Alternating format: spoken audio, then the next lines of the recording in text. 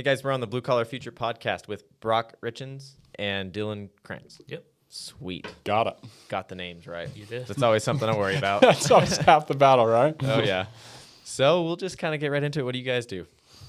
Go ahead. So, brief thing on what we do. We're in the concrete coatings industry. It's a growing market. It's a growing thing kind of generally everywhere. It's something that's in need in a lot of areas. So there's a lot of things for cleanliness, antimicrobial type coatings. There's a lot of things with waterproofing. There's a lot of things with just concrete repair and asphalt repair. There's a lot of that stuff that kind of ties into what we do. But in a nutshell, concrete coatings is what we do. That's cool. Yeah. That's cool. How'd you guys get started into concrete coatings? Dude, that's kind of little bit of a crazy story. So I was working, so my family owns a plumbing and irrigation wholesale business down in Utah County, BJ Plumbing Supply. I was doing outside sales for him, and Dylan owned a plumbing and landscape company at the time. So that's how we kind of became friends. Did that for years and years and years. And then we finally both were like, we want to maybe just start a side hustle. And then all of a sudden a side hustle turns into this. But so I left my family's business, and Dylan sold his businesses, and we kind of got into it. And so here we are 3 years later, I guess, and it's gone from a side hustle to a full-time craziness. I guess, and everybody nowadays is doing epoxy floors and stuff. I mean, dude, it's everywhere. It seems like I don't even know how to quantify it. Almost every new home build is like, oh yeah, we're doing epoxy floors on their garages. It's definitely becoming more and more popular. And in the home industry, it's huge. In the commercial industry, it's huge. In healthcare, it's huge. There's just a lot of those areas that are picking up on it more and more. I mean, commercial kitchens is a big one where you see that like red quarry tile a lot. Yeah. That's no longer really a thing. A lot of new builds you're going to see are resinous flooring systems going in a lot of those places. Makes it a lot easier to clean. It's a lot more, again, like antimicrobial and all that stuff. But yeah, it's the new thing. Yeah, very much so. What has been the most interesting part about growing this business, I guess, as opposed to, you had your other business and you were working for your family's business and. So I'll tell you my biggest thing. So, I mean, jumping into this, I was always in service industry type stuff. And so with that, it's a lot of you do your work, you get paid. It's right there. It's transactional. It's fast. You're making money as fast as you can get your work done and all of that. With this company, we're on the distribution side, right, of our product lines, and we're teaching people how to do it, and we're trying to get into more industries and general contractors and other people to work with us on these sorts of things. And our sales cycle has gone from me going direct to an owner or a contractor and getting a job done and getting paid the next day to, hey, this is what we want to do. This is the project. And we're talking to the architect, and it's 2 years in the future from even happening. So it's a lot of, we've been building our pipeline. Yeah, we've been building our pipeline for about 3 years, and now it's getting to the point where we're starting to see returns on that. But that's definitely been the biggest difference for me is that all businesses that I've ever been in have always been relationship based. So it's always about how well you make the connection with the customer or with the person you're working with or whatever it may be. And you guys develop that trust, and it's great to work together.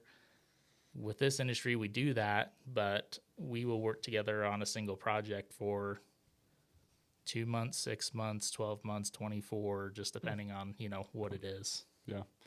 There's a lot of similarities. I mean, from my side of it, coming to this is that my family's business was a wholesale business. We were selling plumbing and irrigation stuff. And so that aspect of it is what kind of intrigued me because I was already purchasing materials. I was managing inventory, doing like all those types of things. And sales at the same time. And so it was kind of just a seamless fit in that aspect of it. And the jump has been awesome. Awesome to go from, not that, I mean, working for somebody, I mean, it pays bills and things like that, but working for yourself, there's a lot of pros, it can be nerve wracking and stuff that way, but the jump has been very, very good that way. Yeah. Well, it's rewarding and you get to, you're deciding what you do and you have control of it's on you. Yeah. It's on you too. So not only are you making all the decisions, like if something happens, it's on you. Yep. So that's, owning a business is is good. But it's interesting because there's so many people nowadays that think that's like, oh yeah, you have to own a business, you have to do a side hustle. It's like, no, I mean, a lot of people just like to work for somebody, and they do find fulfillment working for somebody and working with their hands and whatever. I mean, it's like the business isn't for everybody, and the money isn't really what motivates people a lot of times. It's having time, for sure. Which, time is money. So I mean, if you're if you have time with your family and you're making good money, I mean, it's hard to imagine why people are still unhappy after that. Dude, 1,000%.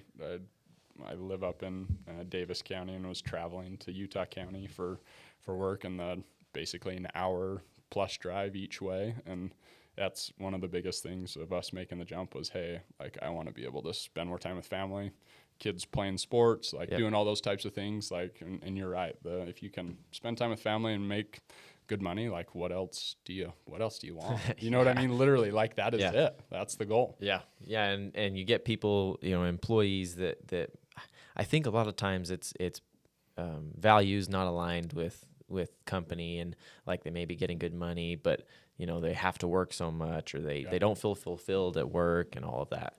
And it's just interesting, managing all that stuff. So yeah, for sure. So are you guys in you're doing the floor coatings, or you're supplying?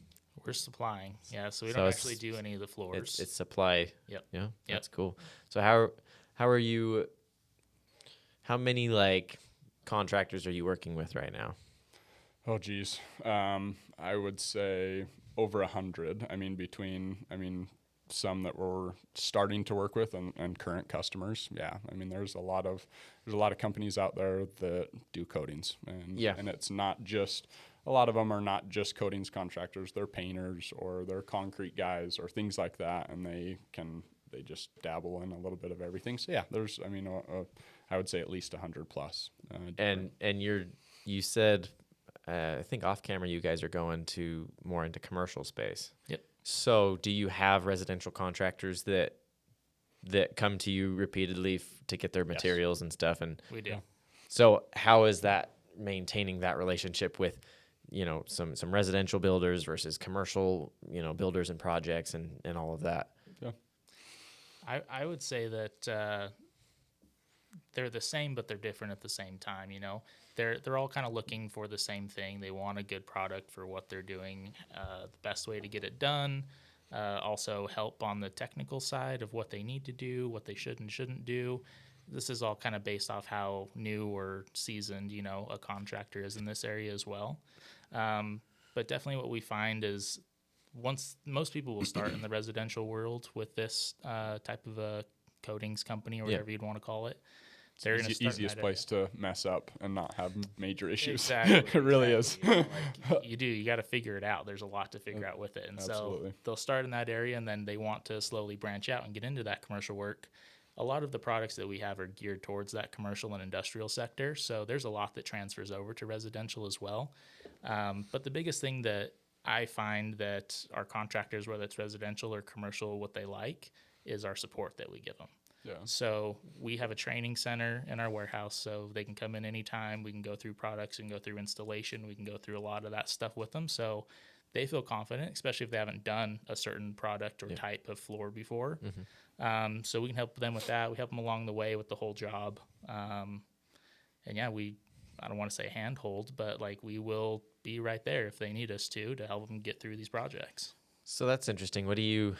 What differences would there be between a residential and a commercial product, like having a different product line or whatever for the floor coatings for residential? I mean, there's probably more specifications and things you need in a commercial line, I would imagine. So so it all does come down to what the space is used for. In the residential setting, majority of these are going to be either a basement, a patio outside, or your garage is usually most common. Decks are big. Decks are a big one too. But all of those are light traffic areas, or at least considered in our world a light traffic scenario, right? Yep. You've got your car that maybe pulls in and out, or your motorcycle, or maybe you wrench on something during the weekend. That's all going to be along the light duty side. So for us, it comes into more what system needs to be built for those type scenarios. And in that's those are more basic systems. They're not things that need to take a week to install the system or any of that. A lot of the times 2 days is pretty common for what it's going to take to do any one of those light traffic systems. When we jump into the commercial world, we're starting to talk about 24-hour forklift traffic, and we're starting to talk about heavy equipment, and we're starting to talk about fire stations and 80,000-pound vehicles that are rolling back and forth across things.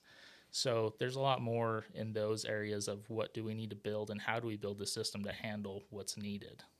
Yeah.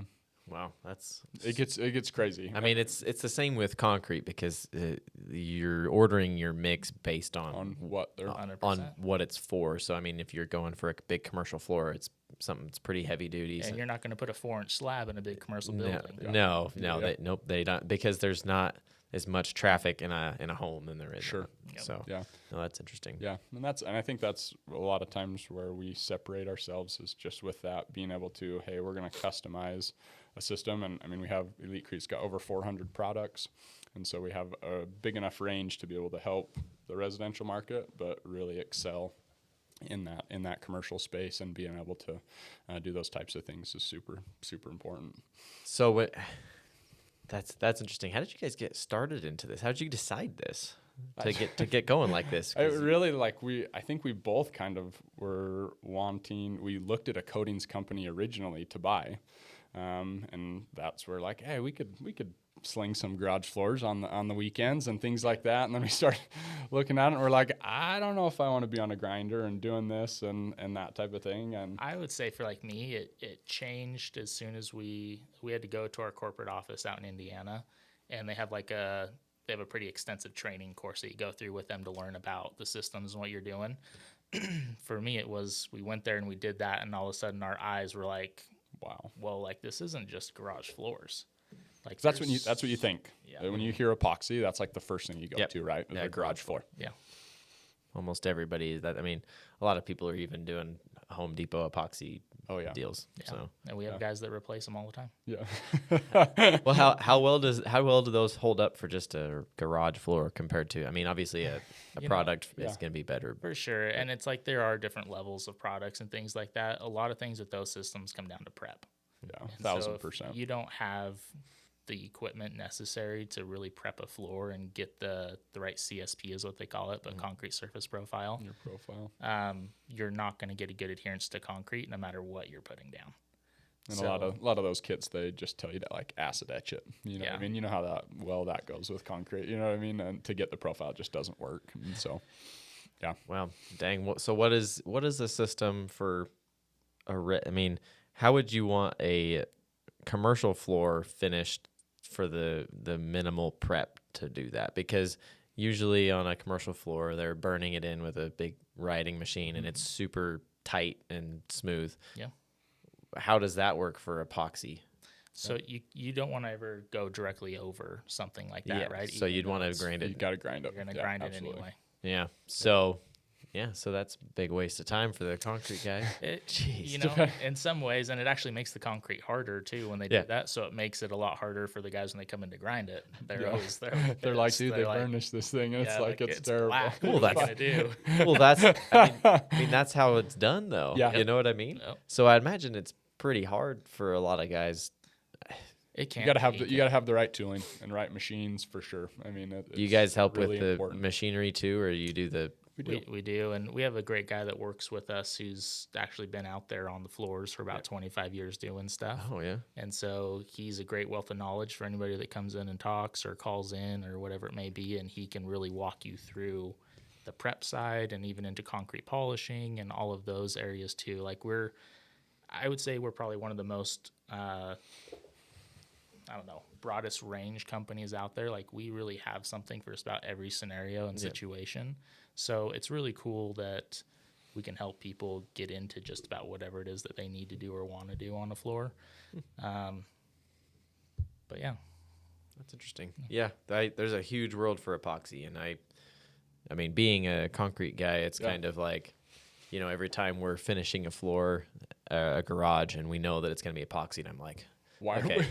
Yeah. I'm like, I know it needs to be finished. It needs to be done like that. but at the same time, like they're just gonna freaking grind it. They're gonna grind it off. So They just want it flat. Yeah, just Yeah. just get it flat, and the rest is gonna get ground off. yeah. Doesn't matter. So we just don't. It's hard because we want to care about it and we want to do a good job, but at the same time, it just doesn't matter. Yeah. Yeah. But then what happens at the end of the day if they decide not to go epoxy and then it's left and we did a crappy job? Now you're on the hook. You're like, oh boy, this is the problem. Now it's like You'll be paying for epoxy whether they want it or not. exactly if we don't do a good job. Yeah, that's interesting. But concrete's one of the ones that most of the time people don't come back and do anything over top of it like that. I mean, inside you have flooring, or carpet, just on top of it, but grinding down the actual surface and putting a new material on it is relatively, I don't want to say new, but like mainstream now. Yeah, It's come a long way for sure in the last 20 years. I was gonna say 5 to 10 even, like it's really, really started to increase in how much people are wanting it and the need for it and all of those things. It's a building industry and we're nowhere near the top. Yeah. Do you guys have employees? We do. How many? Just one besides us. Oh, yeah. And did you start this business or are you like a supply chain for... No. So how does that work? Yeah, so Elitecrete is the manufacturer, Yep. and then we have basically the Western states. Intermountain. Intermountain states. Like Intermountain Concrete Specialist. Yeah. You know that. Yeah. So we have exclusivity to sell Elitecrete products in our area, basically. So we don't have to. We compete with different brands, obviously, but we don't have to compete with our own brand, which is really, really nice. So yeah. So we go out and peddle it, and away we go. Yeah. How do you do your marketing and selling for that? I mean, you're probably pretty busy with people that you have right now, but how did you go about starting to build that and build those relationships? Sure. So, I mean, up until this point, we really haven't marketed. Yep. What you'll find in this industry, if you decide to go down the path, is that there is limited information and resources for people out there. So it's honestly been, I don't want to say easy, but for us to go and talk to somebody about something and say, hey, like, I'll just ask some questions. Why did you guys do this? And whatever their answer may be, I'd be like, did you ever think about this? Here's another way. Here's a way that could have been faster or easier for you. And they just don't know. There's not the resources for them to find out this information and figure out what they're trying to do or a better way to do what they're doing. Yep. So for us, we can talk to most companies and go through systems, and some guys have things down great, and they don't need us. And hey, not a big deal. Yeah, no big deal. But, a lot of people do, and a lot of people want to learn. And those are the people that we love to work with, the ones that want to learn, the ones that want to know more, how to do systems correctly. Aren't set in their ways. Set in their ways, because there's always different things coming out, new technologies and all that stuff. How many of the contractors that you do work with are pretty new? Because like you guys said, it's growing, and there's a ton of new epoxy companies I've seen lately. Maybe say every year we probably have 5 or 10 new guys. I mean, it's probably 30% of them probably are somewhat newer. Within the last couple of years. So you're supplying them and teaching them, and they're learning from you instead of being set in their ways and their products. Yeah, and it's huge. I mean, we want to get with. I mean, the more veteran guys are doing the bigger jobs. You know what I mean? Yeah. So there's a want for that, and we are going after that all the time. But it's nice to be able to start with somebody a little bit newer and help them, kind of like Dylan's talking about, get them on the right track from the start, and then help them grow. And that's part of our sales pitch is, hey, as you are loyal to us and buy from us and do those types of things, I'm going to push jobs to you and I'm going to help you. And hey, let's grow this thing together to try and be, in unison, I guess, is the best way to do it. And a lot of people really respond to that because they want the same things. Yeah. What do a lot of the other companies, like the guys that are set in their ways and the veterans, what do they go for their supply?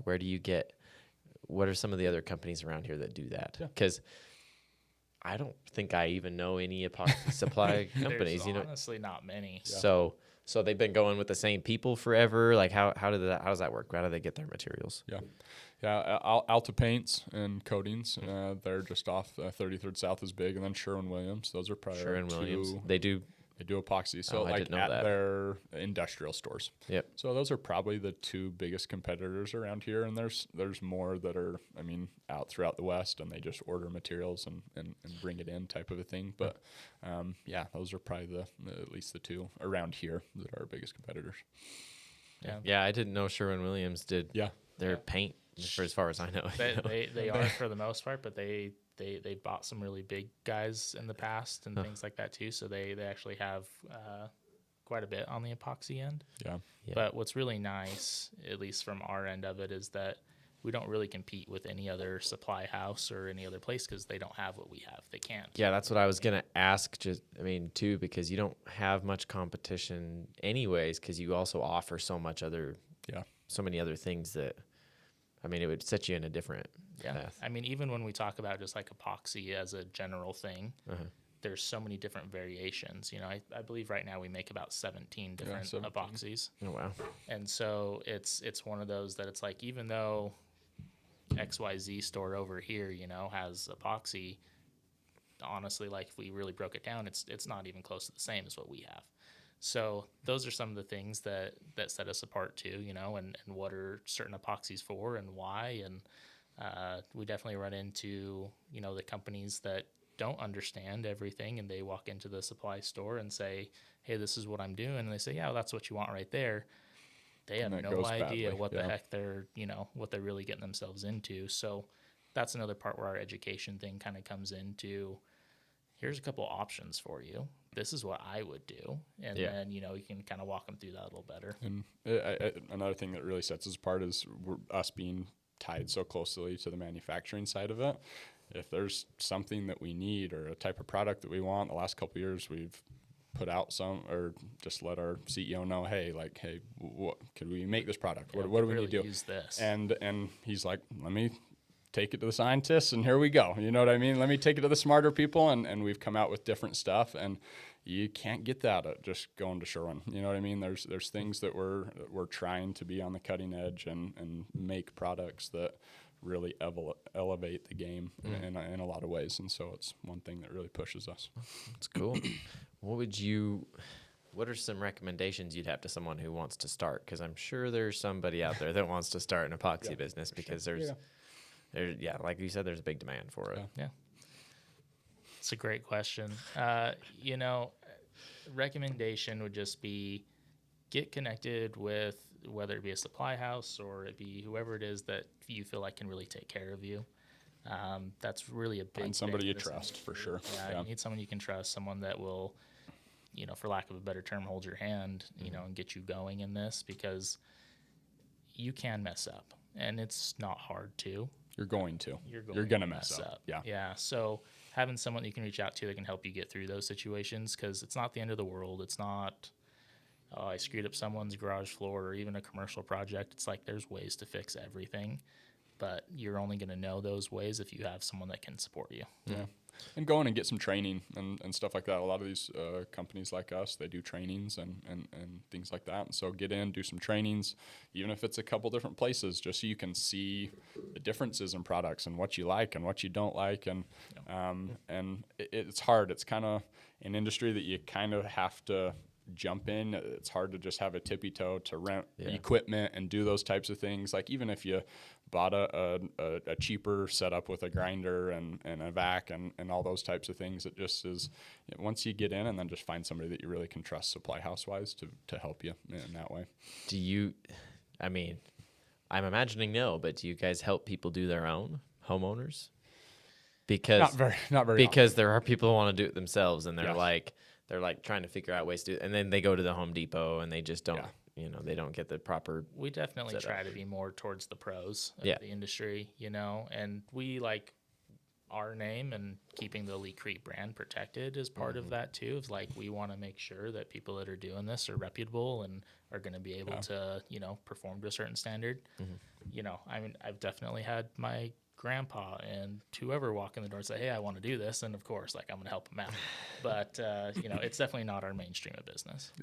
So you didn't really start doing them yourself, though, because when you had thought about it, but you just wanted to get into the supply end of it. And we did a lot of garages. We redid his twice. I did mine three times. We just, not that we messed up. It was just like we'd lay it down and he'd be like, I don't know if I like it. And so we did, lots of family members, things like that, so that we could get familiar with the products. We knew how it was installed, all those types of things. And then we've just tried to surround ourselves with like Matt, one of our employees. He's just a stud that way, and I haven't been doing it for 20 years. He has. And so I think it's huge when you're running a business to surround yourself with people that know more than you. And it's okay to say, hey, I don't know how to do this. Yeah. And I'm going to pass it on to an employee that is better at this than me. So he did it for a business, worked for somebody or had his own or what? Multiple. Worked for several other companies. Several companies. And then now he's in the supply end. Yeah. He was on the he's like, installation, my body's getting a little older. It's breaking down. Can I come sit in a warehouse all day? And I'm like, absolutely. Like, this is a little bit easier in that aspect. So. Yeah. Well, that's an interesting distinction there because that's a lot of thing I talk about on here is taking care of yourself. And it's a little bit different than just like the work breaking down your body because it's not really how it works. It's people not taking care of themselves while they're doing it. Yeah. You're right. And then going around and sitting around, it doesn't help. Yeah. But people think that that's how it's going to help them out, and it's not. So that's one thing I try to bring attention to in blue collar work is the work actually doesn't break down your body the way you think it does. It's not taking care of yourself, not getting enough sleep, not getting enough nutrition, not like, I don't know, drinking stretches, too much, drinking too much, smoking, like all that stuff breaks down your body way more than the work does. Than lifting block or slinging even concrete. Yeah, no, it really does. And it's funny because the people I see that are broken down are obviously not taking care of themselves. Yeah. And then they'll complain. And that's the biggest complaint I get about blue collar work or see is that people don't want to break themselves down. And it's like, I mean, that's not really how. This isn't how it works. That's not really how it works. Yeah. I mean, if you don't take care of yourself, sure, it will. But you can also break down your body sitting at a desk all day. There's the smarter, not harder type thing too.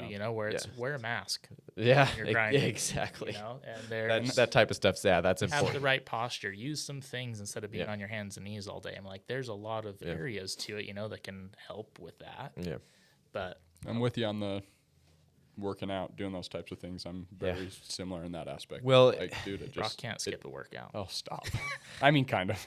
The OCD takes over, yeah. Yeah. Well, it was interesting because when I started working out, people were like, you're not going to be able to do that. You're going to hurt yourself, blah, blah, blah. And it was like so much opposition to starting that. And I'm like, what is this all about? Like, I don't think so. I started working out. I haven't even looked back because it's like, I felt crappier when I wasn't working out. In fact, I feel worse when I don't. When I do skip a workout, I actually feel worse at work. 1,000%. And that's across everybody. That's not just in blue collar work. That's everybody. You feel worse when you skip because you're just not getting enough movement in isn't good for you. Got to take care of yourself. Yeah. So it's an interesting topic because people are like not wanting to talk about it in blue collar work, and it's like.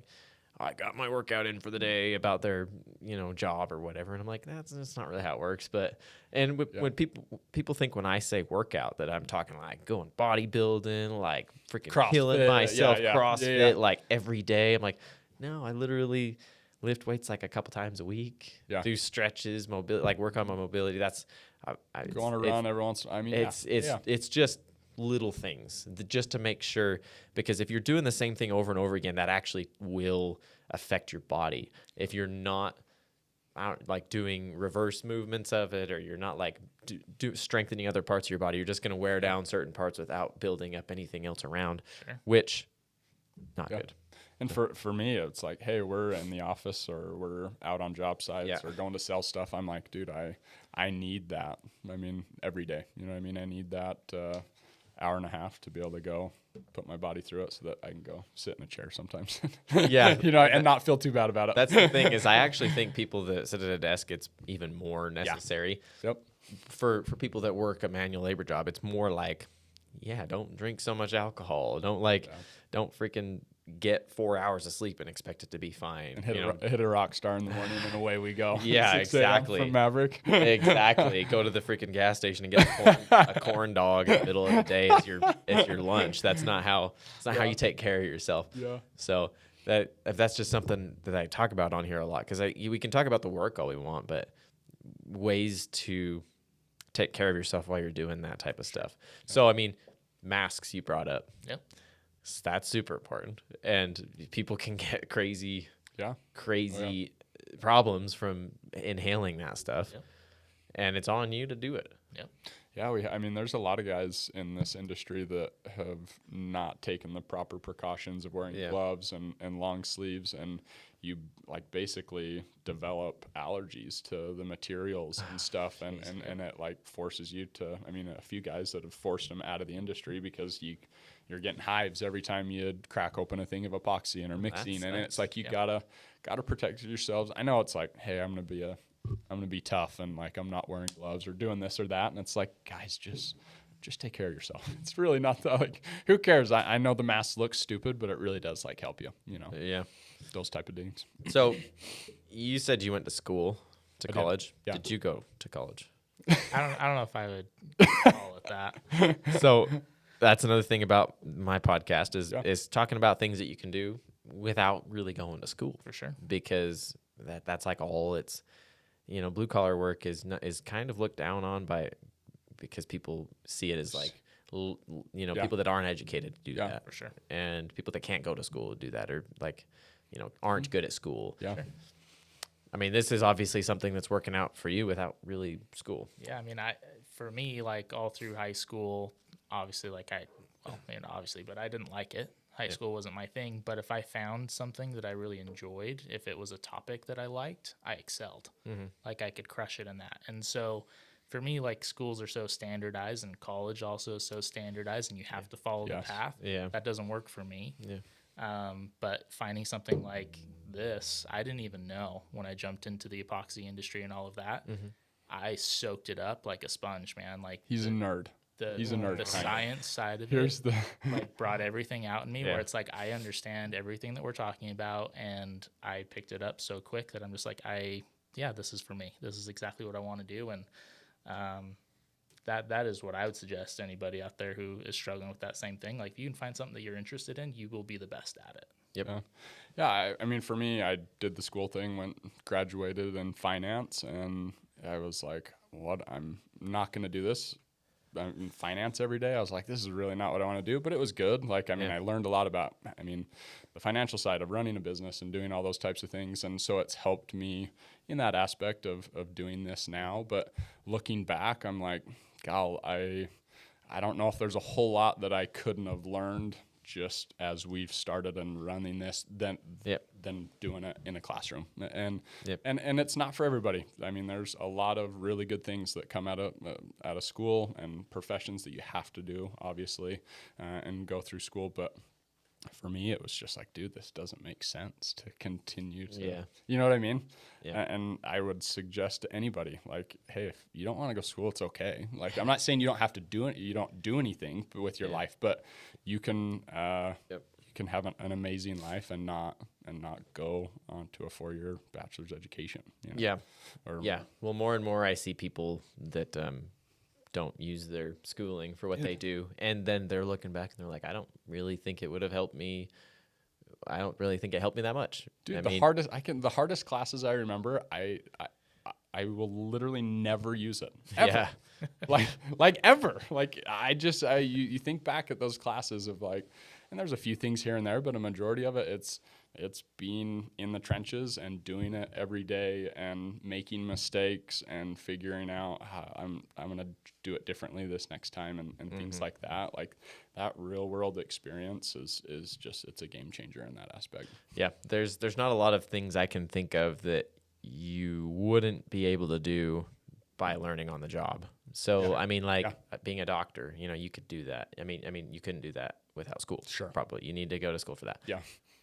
Engineer, I think you could probably learn on the job. So you're like, it's doable. When I was going to school for engineering, you took a ton of school, a ton of math, like a ton of science, and I liked it all. But I was in math classes with people that were going to applied math degrees, and I'm like, I'm going to be an engineer. And then every engineer I talked to him, asking them about it, they're like, I haven't even touched that since school. Exactly. And I'm like, why am I learning it? Yeah. I mean, I get you need to know the background, you know, basics, all that stuff, but you can learn that on the job. Like, I feel like if people had a better training program in their careers, they could hire people that were just really interested and motivated and train them and teach them. Great point. instead of having them go to a 4-year school and get out and still don't know what they're going to actually, like what they actually have to do on the job. Just have like all this knowledge that's just kind of just there. Don't ever use again. Don't ever touch again. For sure. Yeah. You know, I brought up like a very specific or a similar situation with one of my teachers in high school once, where I was like, why am I learning all this? Yeah. Like this doesn't mean anything to me. And I'll never forget their response, because it actually stuck with me, was, we're not here so you know exactly what this is. We're here to teach you how to think. Yeah. Yeah. And that's the most important part, I think, about school is it does teach you critical thinking, and all those math classes as an engineer, it teaches you how to think analytically and think through all those. But I still think you could condense the school to a year or two and then learn on the job, rather than all of the schooling that they have you go through, because there is so much that's just useless. Yeah. And you learn how to think, you do all that stuff, but you waste so much time, and it's so expensive. It's really not expensive. Well, you spend all that time, and then once you end up in the field, you're like starting over from day one. Yeah, starting over, yeah. And all of these companies are looking to hire people with 4-year degrees and 4 years of experience. And you're like, they're hiring for an entry-level job, and you're like, I don't know who that's going to be. Who is that? Person? Yeah. Who is the entry-level person? It's weird, because there's not a lot of people willing to train, but the trades are a super good place to jump into. I mean, from supply all the way to installation to new construction, homeowner special stuff. Like there's so many different places you can learn on the job, like that. You can learn and get trained on the job within a few years, be making pretty good money, and go start your own business, or just jump in and start your own business. And you'll learn as you go, and you can do that.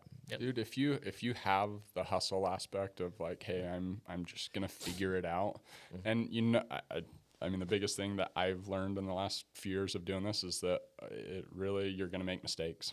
You're gonna make mistakes, and you just gotta learn from them. And like, the past is the past. You move on, and you try and be better the next day.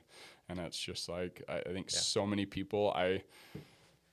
I was pretty nervous about it. He had done this so many times of hopping from business to business, and had already been a business owner, that it was easy. And I remember the conversation, we were sitting in the truck one day, and he's like, I think you need to quit your job. And at the time, I was just like, holy crap, what are you talking about, man? And it was so like, just matter of fact. He's like, we can do this. Like, and sometimes I think it takes like, hey, you got to have some support from a friend or a business partner or somebody to like, hey, let's make that jump. But so many people are so nervous about it, but you just don't know if you can do it until you make the jump. And then you get here and you're like, man, what was I missing for all those years? You know? Well, it makes a difference if you enjoy what you do, you know? And for sure. I feel as though a lot of people don't ever get to the point in a trade where they enjoy what they do and they actually like it, because there's so much like negativity around it in the first place. Like, it's only for uneducated people. It's all that stuff. It's not glamorous. Like, it's not a good job. So people never get to that point anyways. Like, they never get to like proud of what they do, because nobody else is like grateful for them. That nobody else sees it as like as a viable career. And it's partly because of in schools, like, it is not talked about at all. Yeah. Well, I think it slowly will start becoming that, as obviously we're low on blue collar working people, and then everyone just wants to work in the tech industry or whatever it may be. And it's like, well, who's going to build the houses? Who's going to do all this? You know, it's like, you need both sides. Yep. And more so than ever. I mean, blue collar workers are just like, it's the lifeblood of what makes America America, and what we're trying to do. And it's just, you gotta have it. Yeah. Gotta have it. I know people on the other end of it too, that they are in the blue collar industry and they love what they do. Yep. Right. Cause some people love working with their hands, and they love having that like feeling of accomplishment when they're done, and or seeing something create. Like, every time they drive by, they're like, I built that. Well, I think that's human nature to like that, because human nature is to build and create things. Yeah. It's kind of hard to get that satisfaction from working from a desk. 100%. And a lot of people are getting this false idea that they're going to have all this fulfillment from whatever it is they're going to do, and it's just way harder to see that progress every single day and have the satisfaction of a good day of creating. Yeah. Well, you don't have to create as much these days as you used to. Yeah. But I'm from Hawaii, which is a little bit unique in some of this, that Hawaii is very behind. Yeah. And when I was growing up there, like, there was not like a local auto parts store to go down and grab something. And there was not like there wasn't anything. Yeah. And so I learned how to MacGyver just about everything. I mean, from the point where like you don't even have the right size wrench, so you throw some pennies in one side so you can make it smaller to make it work, like that bad. And I mean, we've had days where my family's big into fishing, and it's like we've had steering go out on the boat, and you jump in the water and you tied your rope around your rudders and you're steering in the back of the boat. Like there's stuff like that, but it taught me so much. Yeah. Because now, like, I don't have to call anybody to fix just about anything that I need. If I do, it's because I don't want to do it. You know what I mean? But for a lot of people, I feel like that didn't do that or you know, who weren't in a trade and learning how to build or do anything, they have to call somebody. Yep. Yeah. There's no way they're going to do it. Yeah. So. Well, and it's pretty disheartening to have something that's broken and have zero idea about what's going on. Yeah. I mean, if you have no idea how things work, you know, how to fix, how plumbing works in your house, how your car runs. I mean, you have to just know the basics. Like it really is so critical. Yeah. And yet there's so many people that will kind of look down on the blue collar guys that are doing this fix stuff that for you. Yeah. Yeah. And it's like, you know, they don't look it down on them when they need it fixed. When they need it fixed. But when after that, it's like, I mean, you get working on some houses for some wealthy tech people, like you kind of see a little look in their they're just like think they're better than and it's like you could be just as you can make a ton of money doing anything. Absolutely. There's literally endless routes to make money. And you know, my problem is it's like schools have taught us that the only way to be successful is school. More school. Yeah. Imagine that. Imagine that. There's a reason why they're doing that, right? They got to make money too. School's big business, man. It's huge business. I mean, it's just like medical. I mean, the hospitals, what do they have to gain by you not needing them? So obviously, like it's not in their interest. Their best interest. It's not in their interest for you to be healthy and good and for sure and be able to manage your own life and no, it's that's what we're doing here. We're all about advocating for blue collar work and dude, it's I've kind of been in it my whole life. I mean, we're on the wholesale supply side of things and in the plumbing and irrigation side. I mean, growing up, but I watched my dad do it, and dude, there's just so many good people. I think that's the thing, is there's just the type of people that I want to be around, type of friends that you want to have. They're good people. I mean, it's interesting because a lot of people that are in blue collar work usually grow up around it or have some sort of connection to it, because otherwise, like, why? That's not even an option. You know, Seriously. like I've said, it's like not even a thought that's crossed your mind because it's just not. Why would you do that? Glamorous. No, it's not glamorous. Got to bring back excitement to this type of stuff. You know what I mean? People don't look at floor coatings as exciting, but it's exciting when you have your garage floor is all nice. And I mean, I would want to do that in my garage, and I'd do concrete. So it's like, no, seriously, yeah. It's about bringing back excitement for this type of stuff, because it is cool that we can do. I mean, for a while, obviously technology was the buzz. Oh, look at this phone that we've got and all this stuff. And oh man, look at my social media stuff and blah, blah, blah. But at the end of the day, the exciting things is being able to build and create, you know, whether it's physical things or, you know, you're building and creating business or like whatever it is. It's creation. With how crazy the world is and the technology and everything that's going on, it just is on our side of it. It's huge with the manufacturing and all this. I mean, with all that growth, there needs to be, a lot of times there has to be floor coatings. And so for us, it could be a warehouse, and we love warehouses. I mean, those types of things, it's just like, I know it's, for other people, it's like, geez, that's an ugly tilt up. But for us, we're like, dude, that's money. You know what I mean? And that type of thing. And so it's big, that thing, that way. It's cool. Yeah. It's cool. Anything else you guys want to add? I don't think so. No. Nothing else.